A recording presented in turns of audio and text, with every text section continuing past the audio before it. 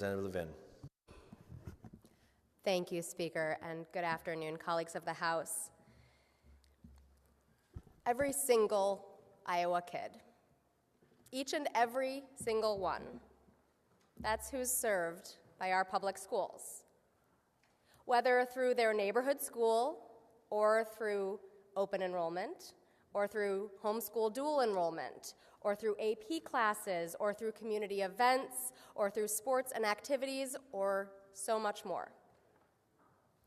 And every one of those kids, we hope, will grow to be a thriving, engaged, happy, adult Iowan. The people with whom we work, the people with whom we volunteer, and the people with whom we build our lives. So if our public schools are serving every single one of our kids, it is logical that we would ensure that they have the funds to give our kids the best start possible. That we would listen to those schools when they tell us what they need. Here's what one district shared. At the proposed 2.25% increase, we are currently looking at the need to reduce our elementary reading support teachers and our counseling services at the high school due to resignations and lack of funding to rehire those positions to begin with. With ongoing AEA reductions and limited resources, our ability to maintain essential support services continues to shrink.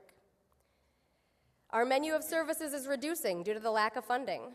To maintain our current programming and services, we would need a 4.6% increase. While 2.25 is better than 2%, both will have a significant negative impact on our students and the support we can provide.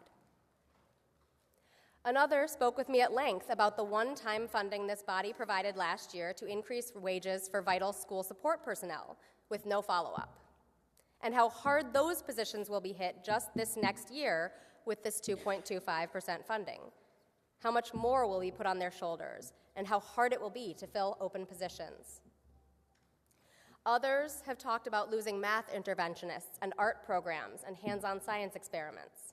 They've talked about putting off much-needed renovations. From the 142 pages of public comment on this bill, I pulled 2 comments that I would like to share. The first is just one sentence. The public schools are the backbone of democracy and deserve far more than we've given them in the last decade. The second, education is a proactive measure to reduce future social costs. Studies consistently show that higher levels of education are linked to reduced crime rates, lower unemployment, and better health outcomes.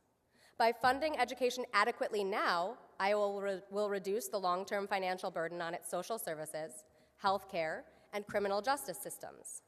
Education is an investment that pays dividends in improved public safety, better health, and a more stable society. By investing in public education, Iowa can build the skilled workforce that meets the needs of our modern economy. We need workers who are equipped with the skills necessary for growing technology, healthcare, and advanced manufacturing sectors. By providing more resources to our schools, we give our students the tools they will need to succeed and drive Iowa's economy forward. Iowa's kids deserve an education that will enable them to have the skills and opportunities to succeed, and in turn, help Iowa to succeed. We could have funded our schools to avoid sending less funding to half of our districts. We could have worked toward bringing Iowa's schools back to #1 in the nation.